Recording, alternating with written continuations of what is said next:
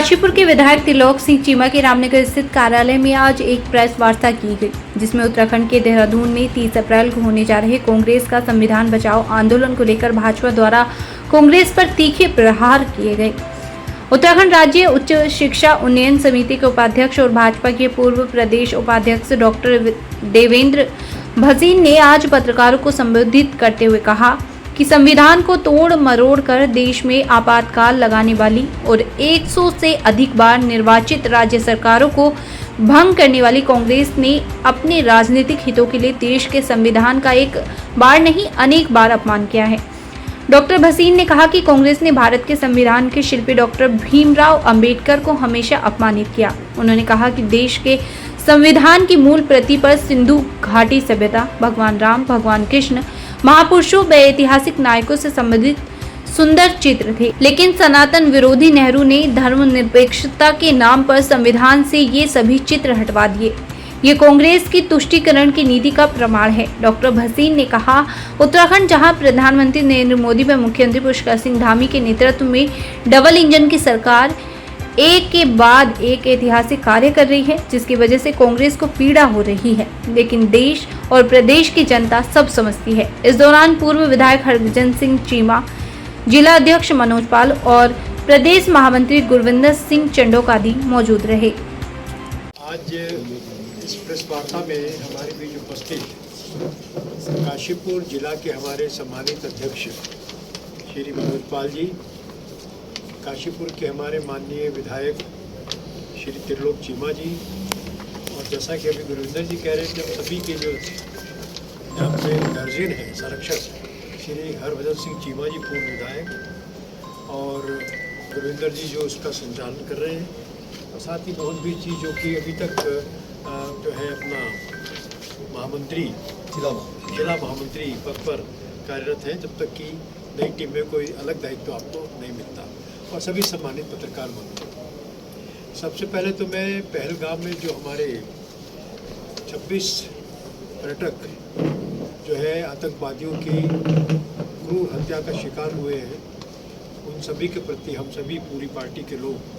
और आप भी इसमें शामिल होंगे, उनके प्रति अपनी संवेदनाएं व्यक्त करते हैं। और जैसा कि प्रधानमंत्री जी ने भी कहा है कि जिन लोगों ने ये काम किया और जिन्होंने इसके लिए पीछे से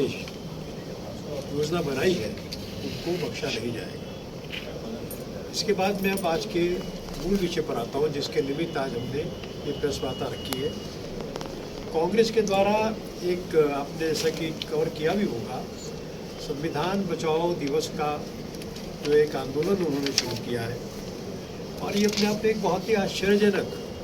और विडंबना की बात है। कारण यह है कि कांग्रेस जिसने संविधान की धज्जियां उड़ाई, जिन्होंने संविधान को कई अवसरों पर, अनेकों अवसरों पर तोड़ा मरोड़ा, उसको बदला और अपनी सत्ता को बनाए रखने के लिए उसका दुरुपयोग भी किया, तो जब वो कांग्रेस संविधान बचाओ की बात करती है, तो ये अपने आप में बहुत ही एक विचित्र सी बात है। और हम कांग्रेस के इस कदम का निंदा भी करते हैं, और इसको हास्यास्पद भी हमारी दृष्टि से कांग्रेस का ये कदम है। कारण ये है कि अगर हम प्रारंभ से लें और आज तक का पूरा इतिहास कांग्रेस का देखें, कांग्रेस ने भारत के संविधान को लेकर के जिस प्रकार से काम किए हैं, वो निश्चित तौर पर संविधान की गरिमा के विपरीत रहे हैं। और ये बात पहले दिन से प्रारंभ हो गई थी। कुछ घटनाओं का मैं जिक्र करूंगा, कुछ बातें मैंने आपको जो प्रश्न लिया है उसमें आपको उसमें मिल जाएगी, फिर कुछ का मैं मुख्य उल्लेख कर देता हूँ, फिर आपके जो प्रश्न होंगे उस पर मैं चर्चा करूँगा। जब हमारा संविधान बना था, तो आपकी जानकारी में होगा कि जो हमारा मूल संविधान था उसको हाथ से लिखा गया था, और तब हमारे बहुत ही देश के प्रसिद्ध चित्रकार थे श्री नंदलाल बोस, उनके द्वारा उस मूल प्रति के ऊपर जो भारत की सभ्यता और संस्कृति से और हमारे महापुरुषों से संबंधित जो महापुरुष रहे हैं, उनके चित्र बनाए गए थे। सिंधु घाटी सभ्यता का हो, वैदिक सभ्यता का हो, चाहे भगवान राम से संबंधित चित्र हों, भगवान कृष्ण से संबंधित चित्र हों, या आगे के साम्राज्य रहे, या हमारे गुरुजन रहे, महान पुरुष जो रहे, उनके चित्र जो है 22 चित्र जो है उसके अंदर बहुत ही सुंदर तरीके से बनाए गए थे। और ये कल्पना की गई थी कि भारत की संस्कृति को प्रकट करने वाला संविधान जो है वो अपने आप में एक पूरी दुनिया के सामने एक अपने आप में उदाहरण होगा। लेकिन कांग्रेस की पहले दिन से ही नीति ये रही है कि जो मूल संविधान बना, आपको जानकर के आश्चर्य होगा कि जब मूल संविधान बना तो लिखित संविधान आज भी सुरक्षित है, उसमें सारे चित्र मौजूद है, लेकिन जब प्रिंट में आया तो सारे चित्र जो हटा दिए। कारण ये था कि उस समय कुछ धर्मनिरपेक्ष लोग जो नेहरू जी अपने को बहुत कहा करते थे, उन लोगों ने इसलिए कि भारत की जो संस्कृति है, जो भारत का सनातन है, लोगों के बीच में ना जाए, इसको रोकने की दृष्टि से इन्होंने संविधान के मूल जो स्वरूप है उसमें ही बदलाव कर दिया। तो कांग्रेस की जो हरकतें हैं वो हमारे सामने पहले दिन से ही आ जाती है। इसके बाद अगर हम देखें कांग्रेस का जो पूरा कार्यकाल रहा है संविधान को आगे बढ़ाने का, तो उसमें हम देखते हैं कि जो हमारा संविधान है वो एक राष्ट्र की बात कहता है, एक राष्ट्र एक नागरिकता की बात कहता है। लेकिन शेख अब्दुल्ला से मिल करके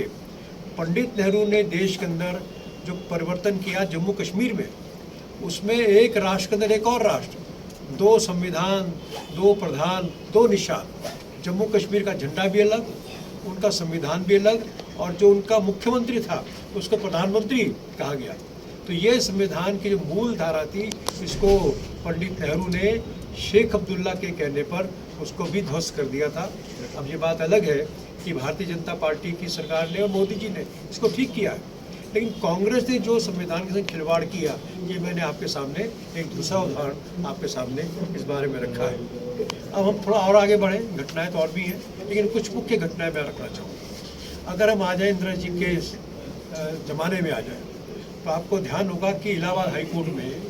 उनकी जो चुनाव की याचिका थी उसमें पराजित हो गई थी, और जस्टिस जगमोहन लाल सिन्हा ने उनके चुनाव को अवैध घोषित कर दिया। संविधान की व्यवस्था के अनुसार इंदिरा जी को उसी समय इस्तीफा देना चाहिए था और एक नया प्रधानमंत्री जो भी होता उसको बनना चाहिए था। लेकिन इंदिरा जी ने गद्दी नहीं छोड़ी और संविधान में तोड़ मोड़ करके उसे पूरी व्यवस्था करके अपनी सरकार को बचाया, और ये अपने आप में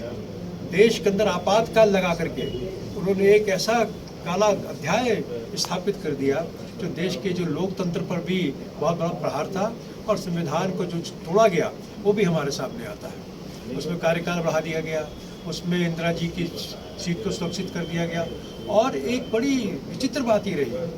किसी संविधान के अंदर जो मौलिक अधिकार होते हैं वो किन्हीं भी परिस्थितियों में कभी भी निलंबित नहीं होते, वो किसी संविधान में आप चले जाए। लेकिन इंदिरा जी के समय में आपातकाल में जो है वो मौलिक अधिकार निलंबित कर दिए गए, गिरफ्तारियां होती थी, किसी प्रकार सुनवाई नहीं होती थी, और लोग जेलों में सड़ रहे थे। कई लोग प्रताड़नाओं से मारे गए, ना अपील थी, ना वकील थी, ना दलील थी। ये कहा जाता था ना तो आप अपील कर सकते हैं, ना आपके लिए कोई वकील जा सकता है, और किसी प्रकार से कोई भी जो है आगे कानूनी आपको राहत नहीं मिल सकती। तो ये काम इंदिरा जी ने करी। क्या है? संविधान से एक बहुत बड़ा खिलवाड़। उस समय एक टाइम्स ऑफ इंडिया में कार्टून छपा था, उसमें इंदिरा जी जो है वो अध्यादेश आपातकाल का, फखरुद्दीन अली अहमद उस समय राष्ट्रपति हो गए। तो कार्टून में क्या था कि फखरुद्दीन अली अहमद जो है वो बाथरूम में नहा रहे हैं, और इंदिरा जी हाथ से जो है वो कागज पकड़ा रही है, साइन कर दो, और फखरुद्दीन अली अहमद साइन कर रहे हैं।